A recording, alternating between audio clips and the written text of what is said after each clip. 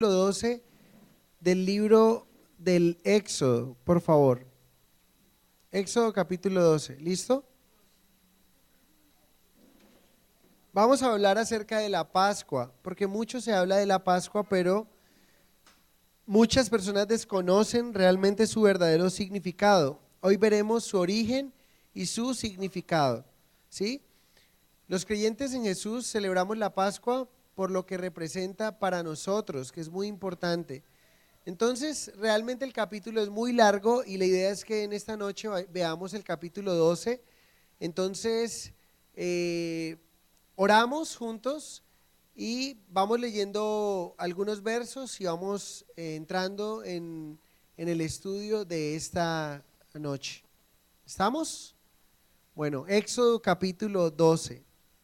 Amado Jesús, quiero rogarte de una manera muy especial que abras nuestro entendimiento y nuestro corazón para poder entender lo que tú tienes para nosotros a través de este capítulo, en el cual es un capítulo muy, muy importante, un capítulo relevante dentro de este libro, porque nos habla de una fiesta supremamente también importante, Señor, y por eso queremos pedir tu ayuda, tu guía para estudiar este capítulo. En el nombre de tu Hijo amado Jesucristo, amén. Entonces, Dios instituyó la Pascua, Moisés la recibió, el pueblo la realizó, Jesús la celebró y se convirtió en ella, y el apóstol Pablo la enseñó. Es lo que debemos de tener en cuenta acerca de la Pascua. Dios la instituye, Moisés la recibe, el pueblo la realiza, Jesús la celebra y se convierte en la Pascua como tal, y el apóstol Pablo la enseña. O sea que vemos mucho en la Biblia acerca de la Pascua. Vamos a ver primero que todo en los primeros 20 versículos las instrucciones de Dios a Moisés y a Aarón acerca de la Pascua. Vamos a encontrar que Dios instruye a Moisés y le da una orden para que Moisés a su vez le dé esa instrucción al pueblo. Entonces, si ustedes recuerdan, la semana pasada vimos cómo fue que se iban a dar las cosas, o de alguna manera son capítulos que nos muestran un poco cómo ocurrió la 10ª plaga, que fue la muerte de los primogénitos, pero aquí vamos a entrar en detalle en la instrucción y ya a realizar como tal, cómo ocurrió en el momento de que el pueblo empieza a salir.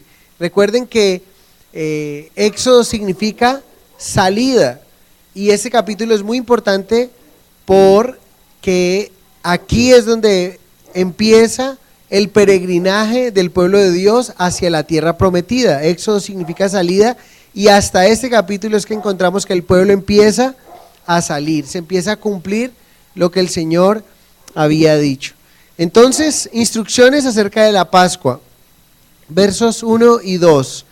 Habló Jehová a Moisés y a Aarón en la tierra de Egipto, diciendo: este mes os será principio de los meses para vosotros, será este el primero en los meses del año.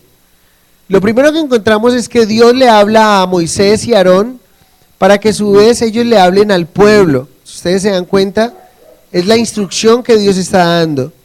Pero cuando Dios les habló, ellos todavía se encontraban en Egipto, no han salido aún de esta esclavitud. Entonces, la forma en que van a salir es una forma dramática, es una forma tremenda de la manifestación del poder de Dios, ¿sí? Pero tristemente esa manifestación poderosa va a ser un castigo para el pueblo egipcio y para Faraón. Entonces, la Pascua es un acto, es una celebración y es un acto de fe, porque vamos a notar, y una de las cosas que vamos a ver de la Pascua es que hay instrucciones para hacerlo antes de salir, pero realmente es un acto de fe porque ellos no están saliendo aún, pero realmente el hacerlo es una muestra de obediencia de lo que el Señor les está mostrando al pueblo de cómo van a salir. Entonces es un acto de fe, ellos no están viendo nada, pero simplemente el Señor les dice: esto deben de hacer para que puedan salir, y ellos efectivamente lo van a hacer y van a salir. Es lo que ocurre. Entonces, se celebró antes de salir la Pascua. Jesús es nuestra Pascua, dice la palabra de Dios. Lo aceptamos por fe y luego comprobamos cómo nos saca de nuestra esclavitud. Funciona de la misma manera. Hay mucha gente que quiere experimentar cómo salir de la esclavitud de su vida, pero solamente pueden experimentarlo cuando aceptan por fe a Jesucristo en su corazón. Entonces es un acto de fe lo que estamos viendo que el pueblo va a realizar. Noten que el Señor les dice aquí que es un principio de mes, no solo en orden, sino en estimación, ¿sí? Recuerden que los judíos tienen 2 años, por así decirlo, como un año civil y un año religioso. Esta es la celebración religiosa que da inicio al año religioso. Tiene un año civil, pero tiene un año religioso. Y de alguna manera, para nosotros también podríamos decir, nosotros tenemos un año civil, que es el 31 de diciembre a 1 de enero, es el cambio de año. Pero cada uno de nosotros, o tenemos un año civil de nacimiento, pero cada uno de nosotros también debemos de tener un año en el cual encontramos la libertad cuando aceptamos a Jesucristo. No sé si usted recuerda la fecha en que abrió su corazón al Señor y empezó a tener libertad. Esto era tan espectacular lo que iba a ocurrir, que el Señor les dice, es tan importante que a partir de ahora ustedes van a tomar este mes como el principio de los meses. El mes realmente era el mes 10, el mes de Abib, pero iba a ser el primero de los meses por lo que significaba. Imagínense 430 años de cautiverio, que lo único que conocen los que van a salir prácticamente es como lo que hacemos cuando visitamos la cárcel, ¿no? Y vemos estos niños que nacen en cautiverio, ¿sí? Esta gente que va a salir fue gente que nació en cautiverio, que lo único que conocen es esclavitud, trabajo difícil, arduo y ser esclavos. Es lo único que conocen. A partir de acá, de esta época, van a tener una libertad que Dios les va a regalar. Entonces, era muy importante y por eso el Señor les dice, tengan en cuenta este mes, que era el mes de Abib, como les digo, que va del 15 de marzo al 15 de abril, que es más o menos lo que nosotros celebramos la Semana Santa, ¿sí? Los días de Semana Santa se celebra ahí lo que es la Pascua. Entonces el nuevo año empezaría con el mes de su redención. Y yo pienso que para nosotros también tenemos 2 cumpleaños, porque siempre hablamos, toda persona que nace 2 veces, muere una vez, pero todo aquel que nace una vez, muere 2 veces. Y por eso también es importante cuando nosotros recordamos, ¿cuándo fue que acepté al Señor en mi vida? Debe ser algo espectacular, porque es un cambio dramático lo que ocurrió cuando estábamos sin Cristo y ahora que estamos con Cristo. Entonces, el año civil para ellos es el mes de septiembre-octubre, que es lo que se celebra el Yom Kippur. ¿Sí han escuchado? Yom Kippur, donde ellos continúan con un año lectivo de corrido. Ellos van en el año 5400 algo, nosotros, o 5700, no recuerdo muy bien. Pero nosotros, nuestro calendario tiene un calendario donde se partió la historia en 2, antes de Cristo y después de Cristo. Ellos continúan con el calendario haciendo cuentas como si no hubiese venido el Mesías, porque para los judíos, algunos no ha venido su Mesías. Entonces, cuando aceptamos a Jesús, la Biblia nos dice que volvemos a nacer y por eso debemos recordar esa celebración. Es el cumpleaños del nuevo nacimiento. ¿Qué elementos se incluyen en la Pascua dentro de las instrucciones? El verso 3 dice aquí, hablad a toda la congregación de Israel diciendo, en el 10 de este mes, tómese cada uno un cordero según las familias de los padres, un cordero por familia. Ojo aquí porque encontramos la primera palabra en el Pentateuco que nos habla acerca de la congregación. Esta es la primera vez que sería un término técnico, lo cual describiría a Israel en un sentido religioso, y el cual se usa en el término, según el Nuevo Testamento, eclesía. Entonces noten que la reunión o la congregación que está diciendo aquí es un término, una relación más que algo civil, es algo espiritual, donde está diciendo, lo que ustedes van a realizar es un evento espiritual. La Pascua es algo espiritual, es algo que tiene que ver con la fe de los judíos y que tiene que ver algo con nuestra fe. Y es muy importante. Cada familiar debía tomar un cordero. Y entonces aquí empezamos a encontrar una similitud y encontramos a ver a Jesús en todo el capítulo 12. Porque cómo describe Juan el apóstol, Juan el Bautista a Jesús en Juan capítulo 1 verso 29. Dice, he aquí el Cordero de Dios que quita el pecado del mundo. Verso 4, la Pascua es para compartirla. Era un cordero para la Pascua, pero esa Pascua se debía compartir. Mas si la familia fuere tan pequeña que no baste para comer el cordero, entonces él y su vecino inmediato a su casa tomará uno según el número de las personas, conforme al comer de cada hombre, haréis la cuenta sobre el cordero. O sea que si la familia era pequeña para comer, el cordero debían compartir con su vecino inmediato, eso es lo que significa su prójimo, ¿sí? El vecino inmediato, debían compartir. ¿Y saben qué representa esto? Que Jesús es nuestra Pascua, como lo vamos a estar viendo. Él es mi Salvador y es mi salvación, pero también ha venido para salvar al mundo y por eso es necesario compartirlo con el prójimo más cercano. Jesús no es solamente para quedarnos con Él nosotros, sino que también necesitamos compartirlo a otros, compartir a otros de nuestra fe. Jesús es nuestra Pascua.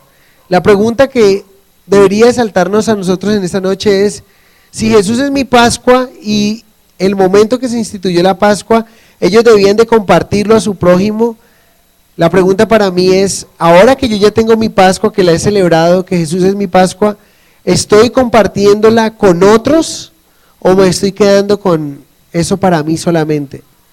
Y la pregunta es, ¿cómo estoy compartiéndolo? ¿Estoy entregando este mensaje de salvación a otras personas o simplemente me estoy quedando con este mensaje para mí? Verso 5. ¿Cuáles son las especificaciones del cordero? El animal será sin defecto, macho de 1 año, lo tomaréis de las ovejas o de las cabras. ¿Saben? Jesús cumple perfectamente con las 3 especificaciones del cordero pascual. Sin defecto, la más pequeña deformidad o imperfección hacía impropio al cordero. ¿Qué dice la Biblia acerca de Jesús? En Hebreos 7:26. Vamos a Hebreos 7:26 y encontremos qué dice la Biblia de Jesús, como este cordero sin defecto. Dice Hebreos 7:26, porque tal sumo sacerdote nos convenía, santo, inocente, sin mancha, apartado de los pecadores y hecho más sublime que los cielos. Increíble cómo se describe a Jesús, ¿no? Es más sublime que los cielos y es el sacerdote que nos convenía. Recuerden, un sumo sacerdote es aquel que está delante de Dios para los hombres y delante de los hombres es la figura o es quien representa a los hombres delante de Dios y a Dios delante de los hombres. Jesucristo es el puente para que nosotros podamos llegar a Dios y es sin defecto. El cordero sin defecto, macho, nos habla de sexo masculino, ¿sí? La Biblia nos dice que de tal manera amó Dios al mundo que ha enviado a su Hijo unigénito, para que todo aquel que en él cree no se pierda, mas tenga vida eterna. Miren que Dios el Padre no envió a una hija y no envió a una mujer como salvadora, no envió a una corredentora como María, como algunos quieren presentarlo, pero envió a su Hijo.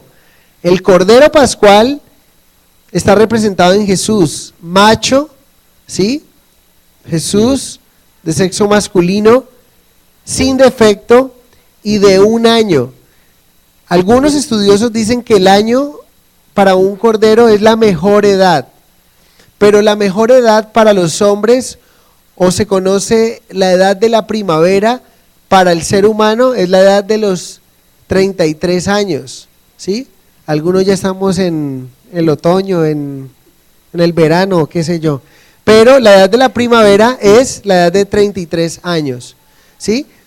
Increíble, hay una similitud tan tremenda de cómo Jesús es el Cordero Pascual, ¿sí? Es el Cordero de esa Pascua que estaban celebrando ahí, es el tipo, ese Cordero es tipo o sombra de lo que Jesús haría 2000 años más, muchos años más adelante, 2000 no, miles de años más adelante.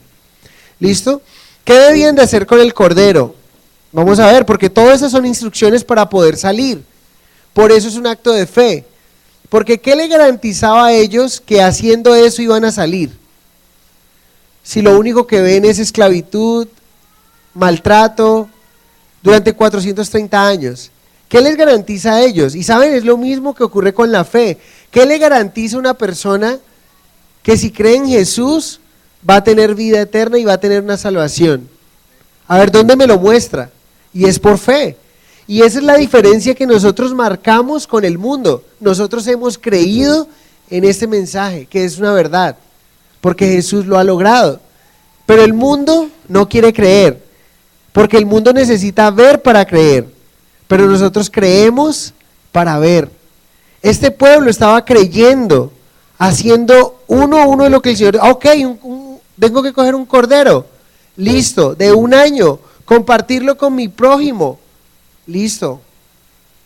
Y ellos lo hicieron, pero es la Pascua, es una celebración de fe, porque ¿dónde está la garantía? Diferente es que uno diga, bueno, alícense para salir, y uno empieza a ver en este momento, imaginémonos a alguien que está secuestrado, ¿sí? En la selva, y no hay nadie, no hay ni la más mínima sombra de rescate, y le dicen, alícese que usted va a ser rescatado, y no ve nada.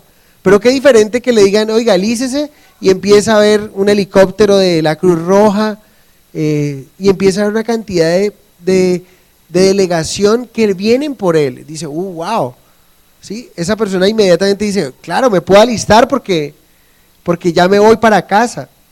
Pero esas personas no estaban viendo ni una señal en los cielos, ni en la tierra, ni ojo de la tierra, ni el sol estaba cambiando, nada, ni un ángel se apareció, pero era fe de que el Señor está diciendo, eso es lo que van a hacer antes de salir. Y no era un interrogante, ¿será que van a salir?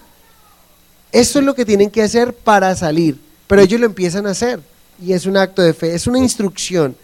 ¿Qué debían hacer con el cordero?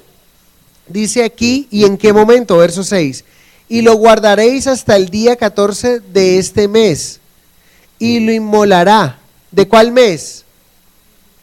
Del mes Abib, que es el mes 10, entre marzo y abril, pero tenían que tomarlo el día 10, pero el día 14, dice aquí, el día 14 de este mes, dice, y lo guardaréis hasta el día 14, o sea, tomaban un cordero, veamos otra vez, para que no nos perdamos,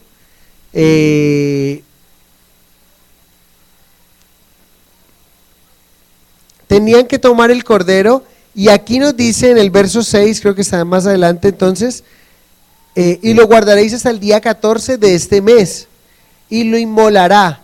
La palabra inmolar significa víctima ofrecida en sacrificio, ¿sí? Toda la congregación del pueblo de Israel entre las 2 tardes. Entonces, iban a tomar un corderito, lo iban a guardar, iba a vivir con la familia durante 4 días, hasta la Pascua. De esta manera el cordero se convertía en uno más de la familia, en parte de la familia. Para el tiempo en que era sacrificado el día 14, el cordero sería querido y lamentado, ¿sí? Era un corderito que, imagínense, está con ellos, está compartiendo con ellos, y llegó el momento de matarlo. Imagínense que podían pensar los niños, ¿sí? El dolor que podían sentir, pero de alguna manera lo que el Señor quería era que ellos, el sacrificio del corderito iba a ser algo que les iba a costar, que iba a tener algo que ver con, iba a ser algo querido y lamentado, ¿sí? Y recuerden, cuando Dios envió a su Hijo, dijo, de tal manera ha enviado Dios a su Hijo unigénito, o sea, a su único Hijo, a su Hijo amado, lo ha enviado para morir por nosotros. era algo precioso, algo amado, que ellos iban a entregar para que más o menos, recuerden, pudieran entender o pudieran experimentar el tener que desprenderse de un animalito querido, ¿sí? Y entregarlo en sacrificio. Pero miren lo que sigue allí. Entonces, inmolarlo. Recuerden que inmolar es víctima ofrecida para el sacrificio. ¿Saben qué es lo tremendo? Que hay varios pasajes en Apocalipsis que nos hablan que Jesús es el Cordero inmolado. O sea, la provisión de Dios, el que fue la víctima ofrecida en sacrificio. Dios el Padre ofreció a su Hijo en sacrificio por cada uno de nosotros. Cada familia tenía que ofrecer ese corderito e inmolarlo como la víctima, el sacrificio, el que iba a pagar de alguna manera, porque ahorita vamos a ver la representación para poder salir. Tremendo, ¿no? Apocalipsis 5:6, Apocalipsis 5:12 y Apocalipsis 13:8 nos hablan del cordero que fue inmolado. Si quieren, acompáñenme a Apocalipsis 5:6 y 5:12 que están en el mismo capítulo. Y dice allí: y miré y vi que en medio del trono de los 4 seres vivientes y en medio de los ancianos estaba en pie un cordero como inmolado, que tenía 7 cuernos y 7 ojos, los cuales son los 7 espíritus de Dios enviados por toda la tierra. Verso 12, que decían a gran voz: el cordero que fue inmolado es digno de tomar el poder, la riqueza, la sabiduría, la fortaleza, la honra, la gloria y la alabanza. Y Apocalipsis 13:8 no lo vamos a leer, pero entonces también nos habla del cordero inmolado. El sacrificio de Jesús en la cruz para salvación es algo que Dios nos ha enviado, ¿sí? Y tremendo cómo se asemeja todo esto con Jesús. ¿A qué hora debían inmolar el corderito? ¿A qué hora debían inmolarlo? Entre las 2 tardes. Resulta que los judíos dividían las noches en 3 vigilias de 4 horas cada uno, ¿sí? Desde las 6 de la tarde hasta las 6 de la mañana, 3 vigilias de 4 horas. Los romanos la dividían en 4 vigilias de 3 horas, o sea, cuando tenían soldados romanos, ellos cambiaban turno cada 3 horas, en una noche hacían turnos de 3 horas, pero también hacían el día en 2 mañanas y 2 tardes. Se cree que, y la primera hora del día era a las 7 de la mañana, entonces entre las 2 tardes es aproximadamente a las 3 de la tarde en que el corderito debe ser inmolado. La pregunta es: ¿a qué horas murió Cristo? ¿Se acuerdan? Estuvo hasta en la hora sexta, hubo tinieblas. La hora sexta es el mediodía, y a la hora novena dice Jesús entregó el Espíritu. En Mateo 27:45 dice lo siguiente: desde la hora sexta hubo tinieblas sobre toda la tierra hasta la hora novena. Cerca de la hora novena Jesús clamó a gran voz, diciendo: Elí, Elí, lama sabactani. Esto es: Dios mío, ¿por qué me has desamparado? Mas Jesús, habiendo otra vez clamado a gran voz, entregó el Espíritu. ¿A ustedes les parece que es una coincidencia? Encaja perfectamente con el Cordero Pascual, Jesucristo. El Cordero para salir de una esclavitud de 430 años. Jesucristo, si lo aceptamos, salimos de la esclavitud del pecado en el cual nos encontrábamos. Es igual. Jesucristo murió a la edad de 33 años, la edad de la primavera. El Cordero murió a la edad, tenía que ser muerto, era de 1 año, ¿sí? Sin defecto. Jesucristo, el sacerdote sin mancha. Perfectamente vemos a Jesús allí. ¿Qué debían tener en cuenta al inmolar el Cordero? Esto lo veremos más adelante, pero veamos el verso 46 del capítulo 12. Se comerá en una casa y no llevaréis de aquella carne fuera de ella, ni quebraréis hueso suyo. ¿Qué nos dice la Biblia cuando Jesús estaba en la cruz? En Juan 19:33 dice: cuando llegaron a Jesús, como lo vieron ya muerto, no le quebraron las piernas. Y en el verso 36 de Juan 19 dice: porque estas cosas sucedieron para que se cumpliese la escritura, no será quebrado hueso suyo. ¿Qué más debían de tener en cuenta? Se iban a comer el corderito, pero no debían de quebrarle ni un solo hueso. Jesucristo no le fue quebrado ni un solo de sus huesos. Cuando los soldados llegaron donde estaba Jesucristo, ya había muerto, había entregado el Espíritu. Muy importante. Entonces, ¿qué debían hacer con la sangre del Cordero? Verso 7. Y vamos a ver la relación con Jesús de Éxodo 12. Y tomarán de la sangre y la pondrán en los dos postes y en el dintel de las casas en que lo han de comer. Miren lo que tenían que hacer. Entonces la sangre de ese cordero la recogían y cogían con cogían y ponían sangre en los dos dinteles. Los dos dinteles son los dos marcos, ¿sí? Y en los postes, y dintel, es la parte superior. En la única parte donde no se ponía la sangre era en el umbral. ¿Saben por qué? Porque la sangre no podía ser pisoteada. Y hay un pasaje que nos habla que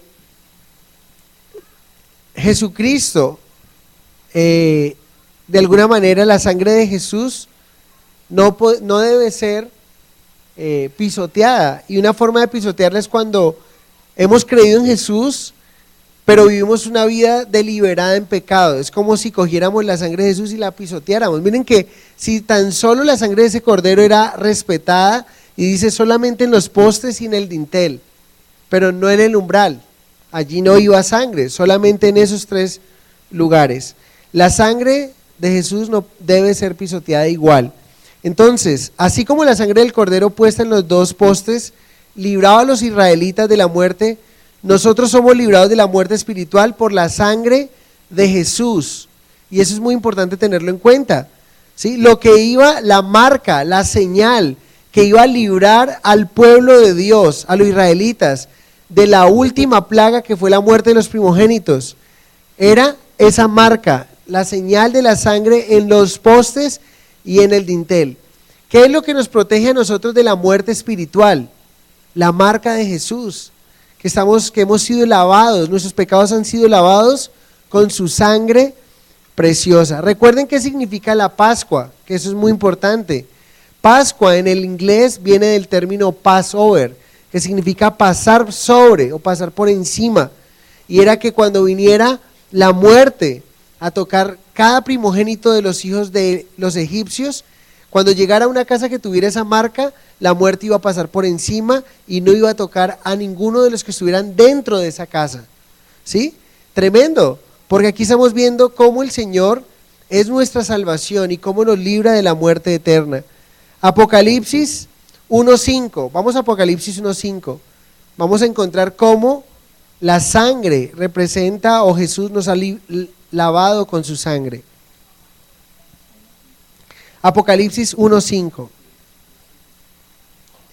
Y de Jesucristo, el testigo fiel, el primogénito de los muertos y el soberano de los reyes de la tierra, al que nos amó y nos lavó de nuestros pecados con su sangre, ¿sí?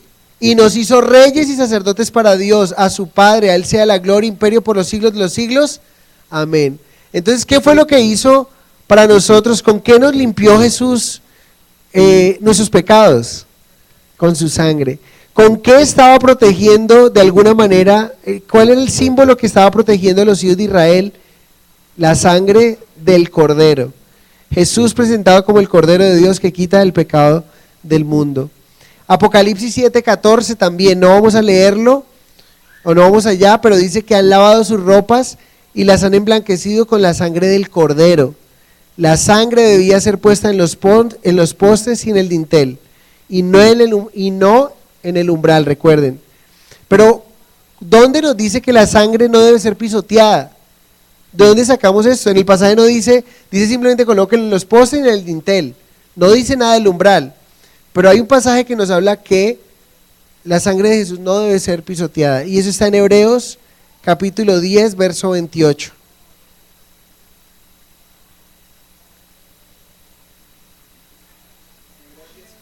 Hebreos 10, 28 y 29.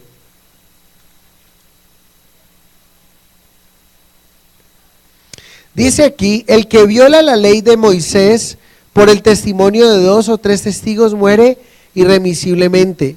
¿Cuánto mayor castigo pensáis que merecerá el que pisoteare al Hijo de Dios y tuviere por inmunda la sangre del pacto en la cual fue santificado e hiciere afrenta al Espíritu de gracia? Es una pregunta, ¿sí? Donde está hablando de alguien que ha sido lavado, pero que luego menosprecia o tiene por inmunda esa sangre. ¿Cómo nosotros como hijos de Dios podemos tener por inmunda la sangre de Jesús?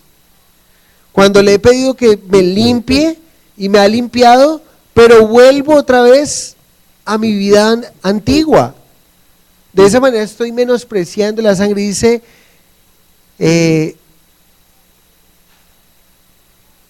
¿cuánto mayor castigo pensáis que merecerá el que pisoteara al Hijo de Dios y tuviere por inmunda la sangre del pacto en la cual fue santificado e hiciera afrenta al Espíritu de gracia? Pues conocemos al que dijo, mía es la venganza, yo daré el pago, dice el Señor. Otra vez, el Señor juzgará a su pueblo. Horrenda cosa es caer en manos del Dios vivo. ¿Saben? Una de las cosas tremendas es que el religioso se cuida de no violar la ley, pero no de menospreciar la sangre del Cordero. Ustedes pueden ver un religioso y se cuida. Pregúntenle a un religioso cómo puede ser para llegar al cielo. Y entonces, o si muere, va a llegar al cielo y va a decir, sí, ¿por qué? Porque yo no soy malo, yo no soy tan malo y trato de vivir conforme a los mandamientos de Dios. Luego pregúntele, dígame los mandamientos de Dios. Le doy 50,000 pesos y me dice ya los mandamientos de Dios. En orden. Y después de eso se da cuenta cómo puede cumplir lo que ni siquiera sabe. Y además de eso, se cuida de guardar los mandamientos de la ley, pero pisotea la sangre de Jesucristo. ¿Qué es lo primero que hace qué es lo primero que hace la gente ahorita que vamos a entrar en Navidad? Ya estamos a 2 días, 3 días de entrar a Navidad. ¿Cómo se celebra la Navidad en nuestros días? Con licor, ¿sí? Y de alguna manera va en contravía de todo lo que el Señor dice en su palabra. Habla de los borrachos, habla de todo eso. Imagínense la paradoja tan tremenda. Se celebra a Jesús, pero se celebra de una manera terrible. Entonces está teniendo de alguna manera, está menospreciando el sacrificio de Jesús. Y eso es lo que hace un religioso, se cuida de una ceremonia, de un ritual, pero no se cuida de no pisotear la sangre del Cordero. ¿Y cómo nosotros podemos cuidarnos de no pisotear la sangre del Cordero? De nuestro Señor que pagó por nosotros un precio tan alto, queriendo vivir conforme a su palabra, ¿sí? Alineándonos a Él, diciendo, Señor, cada vez queremos parecernos cada vez más a ti, es nuestro deseo y nuestro corazón.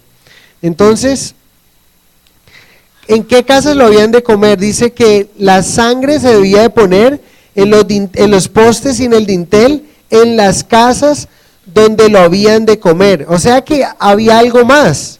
Ojo aquí, no solamente había que tomar un cordero, no solamente había que matarlo, inmolarlo, sino que también había que comer este animalito. Y el dintel se ponía, entonces, si habían 2 casas donde eran muy pequeñas y las 2 se unían para comer ese cordero, ¿dónde se iba a poner la sangre? No, se ponía la sangre de la familia donde se iba a comer el animalito. Miren ahí lo que dice el verso 9. Sí, dice, muy bien, venga y verás. Dice el 7, y tomará la sangre y la pondrá en los 2 postes y en el dintel de las casas en que lo han de comer. O sea que es dentro de la casa donde voy a comerlo. ¿Por qué les digo esto? Porque a veces tomamos las cosas como si fuera un agüero o un amuleto. Entonces, por si las moscas, pongámosle en mi casa aunque yo voy a comer acá. No, era allí porque tenía algo específico, ¿sí? Tenían que ponerlo y era una marca, una señal que los estaba protegiendo. Entonces, no era pintar solo la casa, sino hacer parte de la cena, que es lo que el Señor estaba pidiendo. ¿Qué acompañaba la cena? ¿Qué acompañaba el cordero? ¿Qué acompañaba esta comida? Versos 8 y 10. Aquella noche, dice allí, aquella noche comerán la carne asada al fuego y panes sin levadura, con hierbas amargas lo comerán. Ninguna cosa comeréis de él cruda, ni cocida en agua, sino asada al fuego. Su cabeza con sus pies y sus entrañas. Ninguna cosa dejaréis de él hasta la mañana, y lo que quedare hasta la mañana lo quemaréis en el fuego. El cordero de la Pascua no era inmolado solamente para mirarlo, también había que comerlo, ¿sí? Nuestro Señor Jesús no fue inmolado solamente para escuchar, hablar y pensar en Él, sino para que nos alimentemos de Él, ¿sí? Él es el pan de vida del cual nosotros debemos alimentarnos. El cordero estaba acompañado de panes sin levadura y con hierbas amargas. ¿Por qué? Porque una de las cosas que Dios quería que ellos recordaran era el duro trato que habían tenido en Egipto, la amargura que habían tenido durante esos 430 años de cautiverio, ¿sí? Por causa de su pecado. El Señor quería que lo recordaran. Y saben, era una fiesta solemne que iban a recordar. Y cada vez que nosotros recordamos cómo el Señor nos rescató a nosotros, nos salvó a nosotros, debería ser una fiesta solemne, algo que nos permite recordar de dónde nos sacó el Señor, ¿sí? Y algo que deberíamos de decir, yo no quiero volver atrás. Imagínense que cuando pensamos en la amargura que teníamos antes de conocer a Cristo, qué triste que nosotros podamos ver el pasado y lo veamos de alguna manera como lo vio la mujer de Lot, anhelándolo, donde los ángeles les dijo, váyanse adelante, voy a destruir todo esto y no miren atrás. Había algo en el corazón de la mujer de Lot que anhelaba esa vida pasada. Eso es lo que siempre se ha concluido. La pregunta es, cuando tú miras hacia atrás, años atrás, cuando no conocías a Cristo, y miras lo que hacías y cómo vivías, ¿hay algo en ti que dice, uy, ¿sabe? Pero yo la pasaba muy rico? Como que hay algo que realmente, o realmente lo miramos como esa amargura, pero no amargado, sino agradecidos con el Señor. Uy, Señor, ¿de dónde me sacaste? Gracias por sacarme de ese lugar tan horrible en el que me encontraba, una amargura, o sea, donde estaba sufriendo, donde tenía una aparente felicidad, pero lo que estaba haciendo me estaba destruyendo, iba para el peor de los lugares. Así debemos recordar nuestra salvación como algo dramático, donde el Señor nos sacó de algo terrible. ¿O cuántos de nosotros, me parece tan terrible cuando alguien habla de su pasado, pero habla algo como con un sabor de decir, lo peor que me pudo haber pasado fue convertirme al cristianismo? La pasaba tan bien. O sea, realmente nosotros podemos ver allá, pero decimos, wow, o sea, lo recordamos, pero decimos, Señor nos ha librado de una situación muy terrible. Y gracias a Dios por ese nuevo lugar donde nos encontramos. Entonces, la idea de comerlo todo implicaba que uno debe tomarlo todo y no debe guardar algo para el rescate para después, ¿sí? Como yo tomo ahorita un poquitico y luego como otro poquitico de rescate, no, era de una todo. Era por ese momento justo ahora, uno debía de recibirlo todo sin pensar que uno podía tomar un poquito ahorita y otro poquito cuando yo quiera, ¿sí? Debemos tomar todo de Jesús, es lo que representa, y no solamente lo que me gusta de Él, ¿sí? Yo debo tomarlo todo, no un poquito aquí, me gusta de Jesús esto que me dice, pero de Jesús no me gusta esto tan fuerte que dice. No, debemos de tomarlo y abrazarlo absolutamente todo. Vamos a ver indicaciones adicionales hacia la Pascua, versos 11 en adelante. Y lo comeréis así, ceñidos vuestros lomos, vuestro calzado en vuestros pies y vuestro bordón en la mano, y lo comeréis apresuradamente, es la Pascua de Jehová. ¿Qué indica ese verso 11? ¿Cómo deberían de comerlo? ¿Cómo deberían de comerlo según ese verso? Ceñidos los lomos, con los pantalones puestos. ¿Qué hace uno cuando va a comer muchas veces? Lo que hace es soltarse el cinturón, quitarse los zapatos, ¿sí? Porque está relajado. Recuerden, la Pascua les estaba hablando algo a ellos, les está diciendo, hey, tú estás comiendo esto, pero para algo. Debes estar listo, preparado, porque vas a salir. No veían nada, vuelvo y repito, el cielo, las estrellas no cambiaron, no hubo algo que les mostrara, uy, en verdad sí vamos a salir. Imagínense que viniera algo, una señal del cielo donde viene una nube, uy, sí es verdad, comamos, hagámoslo. No, está la instrucción, ustedes verán.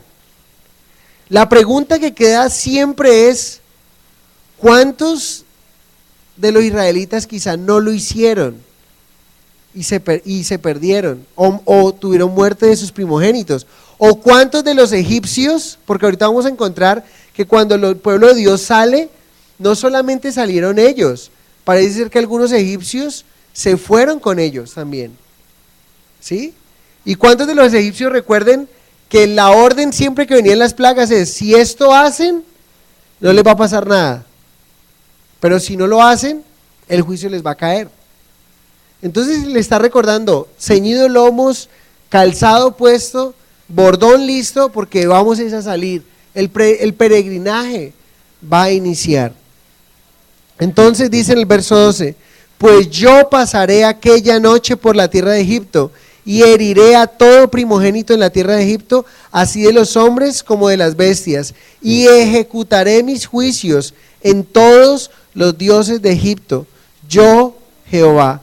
Y la sangre os será por señal en las casas donde vosotros estéis, y veré la sangre y pasaré de vosotros, y no habrá en vosotros plaga de mortandad cuando hiera la tierra de Egipto. Y este día os será en memoria, y lo celebraréis como fiesta solemne para Jehová durante vuestras generaciones, por estatuto perpetuo lo celebraréis. O sea que debería comerse como un acto de fe, pensando en su liberación, ¿sí? Ceñido los lomos, calzados los pies, listos para salir, aun cuando nada se veía. ¿Saben qué nos dice Hebreos 11:28? Por la fe celebró la Pascua y la aspersión de la sangre, para que el que destruía a los primogénitos no los tocase a ellos. ¿Qué es la fe? Ojo aquí, por la fe celebró. ¿La fe simplemente es conocimiento de que algo va a pasar? ¿En qué se traduce siempre la fe? En obediencia. Es algo que yo creo e inmediatamente me lleva a caminar conforme en lo que creo. Esa es la fe. Porque miren, dice que por la fe celebró, o sea, no es simplemente yo creo que el Señor me va a librar, sí, muy bien, pero el Señor dijo que para librarte tú tenías que hacer algo. Y la forma en que los voy a librar es, tomen un cordero, inmólenlo, pongan la sangre, y ahí dice en Hebreos 11:28, Moisés por la fe celebró la Pascua, o sea, él creyó a Dios e inmediatamente lo hizo. Dice, Abraham creyó y le fue contado por justicia, pero dice que Abraham creyó a Dios y fue un día también a inmolar a su hijo, a Isaac, ¿recuerdan? Entonces la fe ¿qué es realmente? La fe es acción, pero la fe es creer para poder ver lo que Dios ha prometido. No es ver para creer, sino es creer para ver, porque el Hijo de Dios no anda por vista, sino por fe. Yo le creo a Dios y de esa manera camino en los principios de Dios. Y yo sé que Dios se va a manifestar a través de esos principios que Él dice. Pero hay personas que quieren ver es el principio activo, o sea, ya quieren ver la bendición, pero no quieren obedecer al Señor. Y así funciona. Dios nos habla de miles de maneras. Vive de esa manera, haz esto, el que espera en mí no será avergonzado. Pero ¿qué pasa con nosotros? Una de las características del ser humano es que somos impacientes y queremos todo ya, queremos ahora, y estoy esperando y a veces digo, ¿y cuánto llevo esperando? Y me desespero, y allí es donde cometo las de caminar.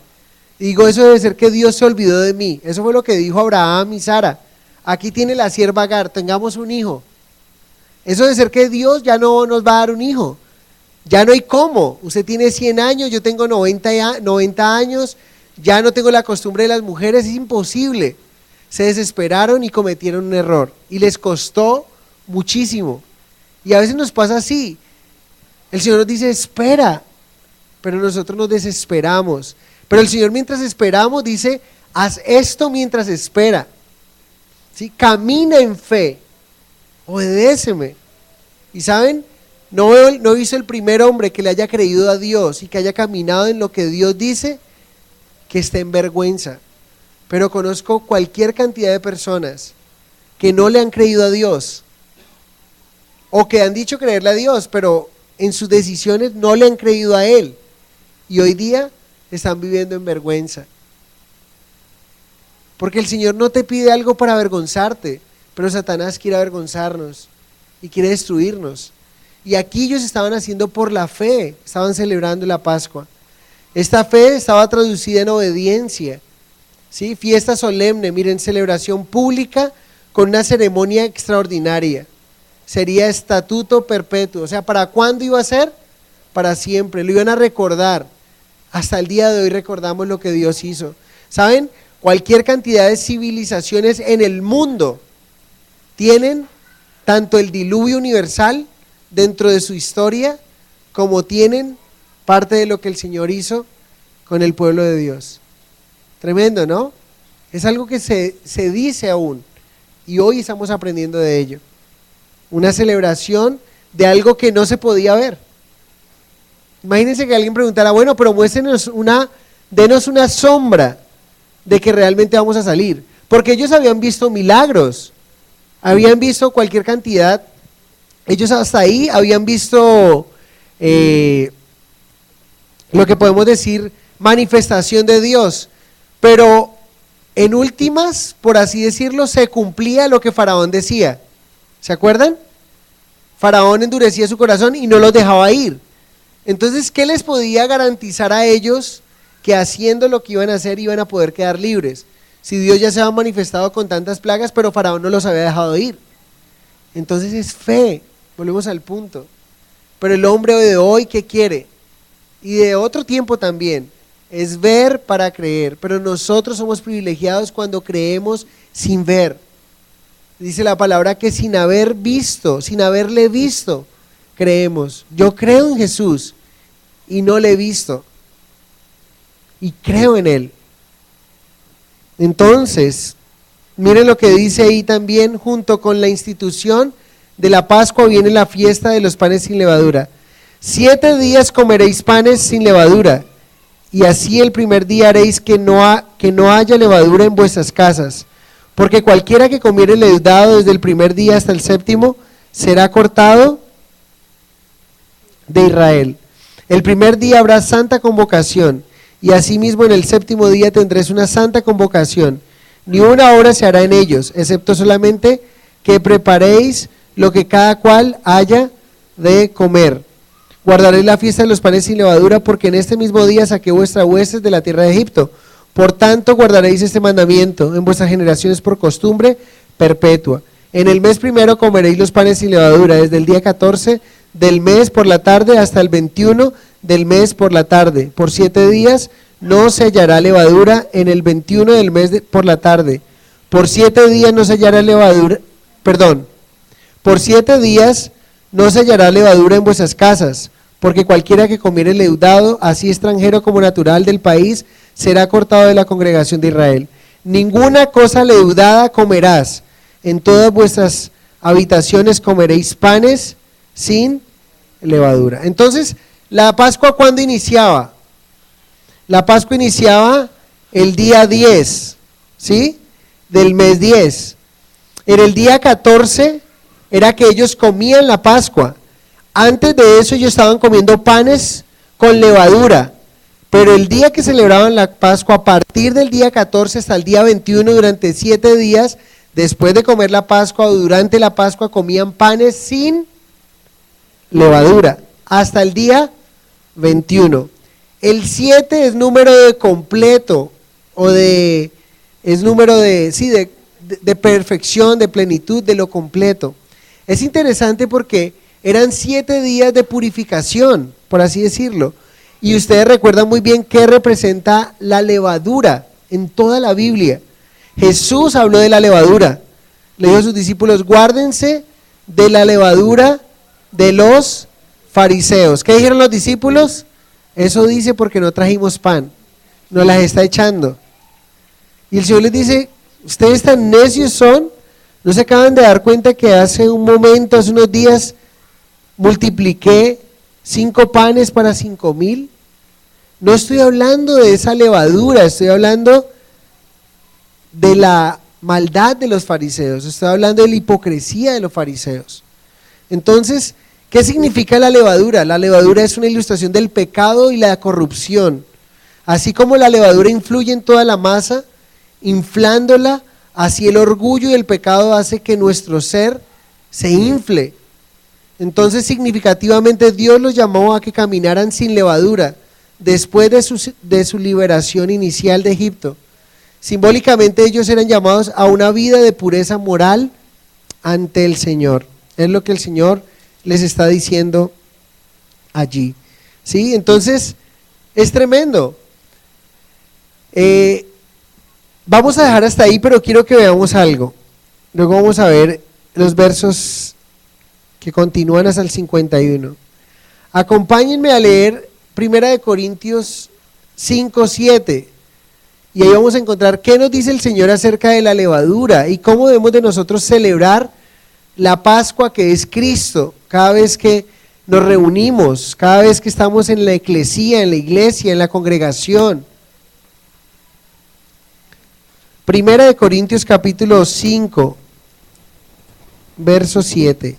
¿Estamos? Dice: limpiaos pues de la vieja levadura, para que seáis nueva masa. ¿Cómo éramos? ¿Qué éramos anteriormente? Una masa vieja que estaba untada, contaminada de una levadura, que nos ha inflado. Llegamos al Señor con orgullo, altivos, creyendo que todo lo podemos, que todos somos todos suficientes, todopoderosos. Pero llegamos al Señor y dice: limpiaos pues de la vieja levadura, para que seáis nueva masa sin levadura como sois. Cuando tenemos a Cristo en nuestra vida, Él es el pan de vida para nosotros, y es un pan sin levadura. Ya no hay contaminación, porque el Espíritu de Dios nos perfecciona, y hay santidad en Él. Y dice: porque nuestra Pascua, que es Cristo. ¿Quién es nuestra Pascua? Jesucristo. Ya fue sacrificada por nosotros. Pregunta: ¿tenemos que nosotros ir por un animalito que sea un año sin defecto, que sea macho, sacrificarlo? No, ya nosotros tenemos una Pascua. ¿Quién es nuestra Pascua? Cristo. Y ya fue sacrificada por nosotros.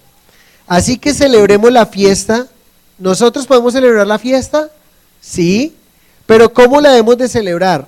No con la vieja levadura, ni con la levadura de malicia y de maldad. Qué bueno que pone ahí el nombre. ¿Cuál es la levadura realmente que nos contamina? La maldad, la malicia. No, el Señor no quiere que cada vez que nosotros venimos a la iglesia, cada vez que estamos reunidos como congregación, el Señor quiere que dejemos a un lado y que nos despojemos de la malicia y de la maldad. Como hermanos, debemos mirarnos sin malicia y sin maldad. Y es triste que nosotros podamos reunirnos y ver a uno u otro con malicia y con maldad. No es lo que Dios quiere que hagamos como iglesia, pero Dios quiere que nos amemos unos a otros, que nos bendigamos unos a otros, que nos apoyemos unos a otros. Y aquí nos dice también: sino con panes sin levadura, de sinceridad y de verdad. ¿Qué es lo que Dios quiere para sus hijos? ¿Cómo nosotros podríamos estar celebrando una fiesta, una Pascua real en el Señor, cuando estamos comiendo panes sin levadura? ¿Qué significa eso? Significa que hay que comprar, no volveremos a comer pan de la panadería. ¿Es lo que significa? No, pero también, porque nos infla. De hecho, está comprobado, una de las cosas que está comprobado es que una de las cosas que más nos gusta a nosotros es comer el pan caliente. ¿Sí o no? Yo, una de las cosas que llego preguntando a la panadería es: ¿qué hay caliente además del horno? ¿Sí? Y entonces yo quiero un pan caliente. Pero ¿saben algo? Parece ser que el proceso de la levadura en el pan caliente, cuando entra a nuestro organismo, la levadura continúa viva. ¿Sí? Está fresca y está viva, y lo que hace de alguna manera es lo que hace que nos infle nuestro organismo.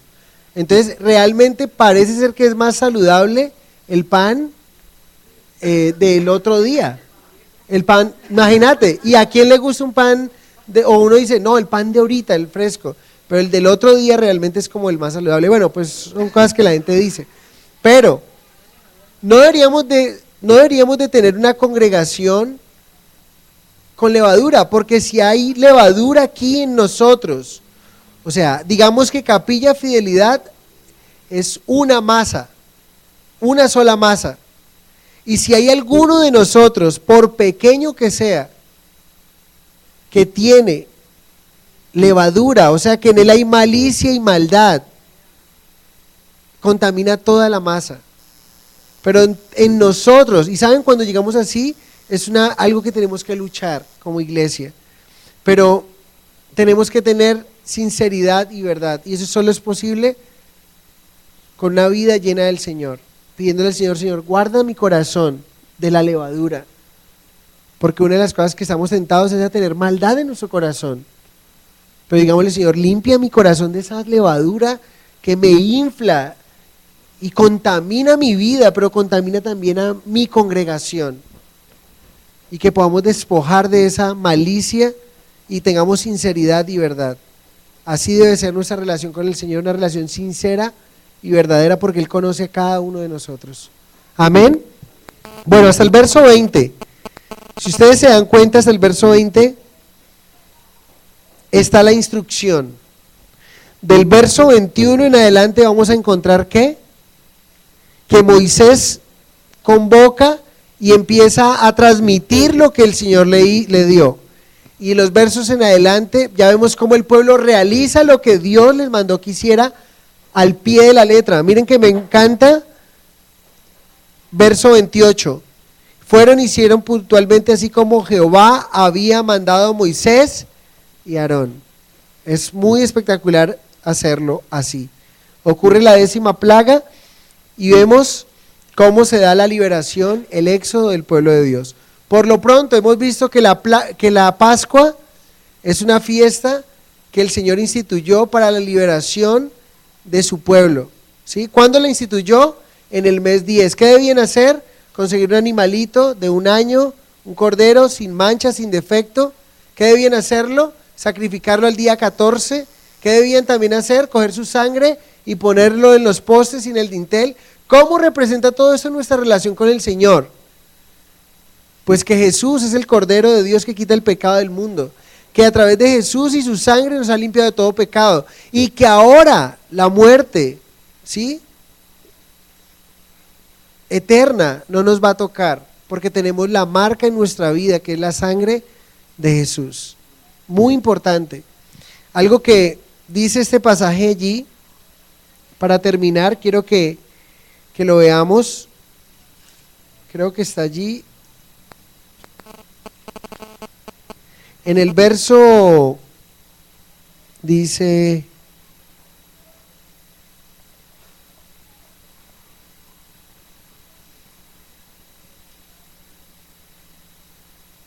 no, está bien, hasta allí, hasta el verso 20, entonces hemos visto lo que es la Pascua y lo que es los panes, la fiesta de los panes sin levaduras. Inmediatamente la Pascua le da la apertura a la fiesta de los panes sin levadura. ¿Qué significa la fiesta de los panes sin levadura?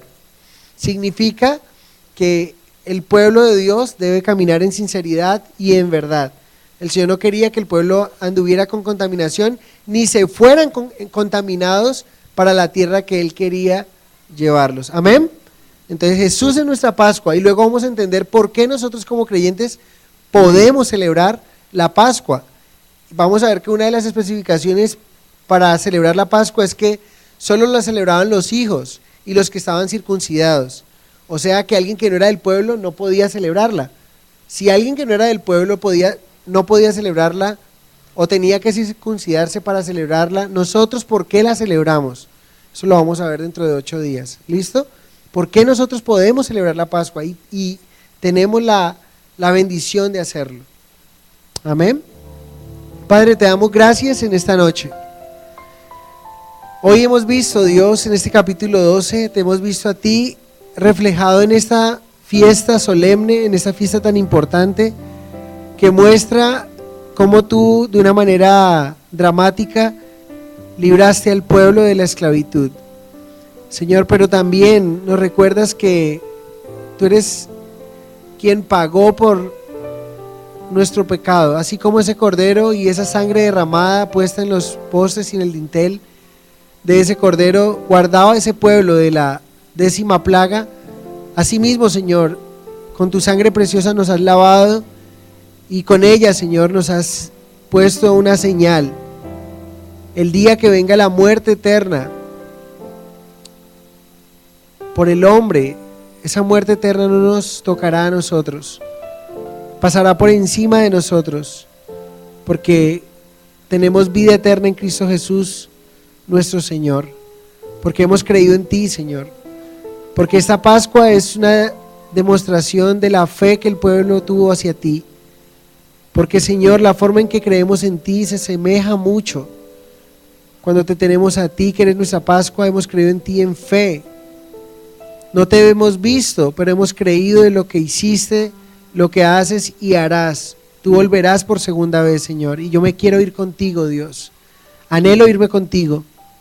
Padre, yo te pido por mis hermanos que están pasando alguna necesidad y por hermanos que quizás se han desesperado y creyeron que tú te habías olvidado de su situación, y se desesperaron y volvieron atrás.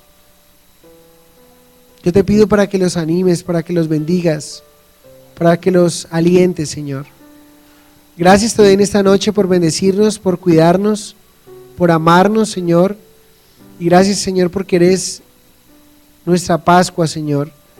Eres quien nos limpia, Dios. Y hoy queremos pedirte también que nos ayudes a vivir en sinceridad y en verdad. Queremos tener una comunidad, una iglesia que esté limpia de toda levadura que contamina nuestras vidas, nuestra familia, nuestros hijos, nuestra iglesia, Señor. Límpianos, que esta masa, que esta iglesia, que este cuerpo sea una iglesia que tenga una comunidad, que tenga un compañerismo en sinceridad y en verdad. Que cuando uno se duele, todos con él se duelen. Señor, como nos dolemos hoy con nuestra hermana Dora y la situación de su hermana Jenny, Señor. Volvemos a presentarla delante de ti. Que cuando alguien padece, todos con él padecemos. Y oramos y nos unimos también a la petición de Andrés Cardona, que ha estado afectado de salud, Señor, y oramos para que lo bendigas y lo levantes, Señor. Pero que cuando uno de los hermanos se goza, todos con él se gozan, Señor. Que los triunfos de nuestros hermanos no produzcan en nosotros envidia o codicia, sino que produzcan alegría, Señor, y gozo y deleite de ver cómo nuestros hermanos triunfan y son bendecidos también. Te pido, Señor, que coloques ese corazón en nosotros. En el nombre de tu Hijo amado Jesucristo. Amén.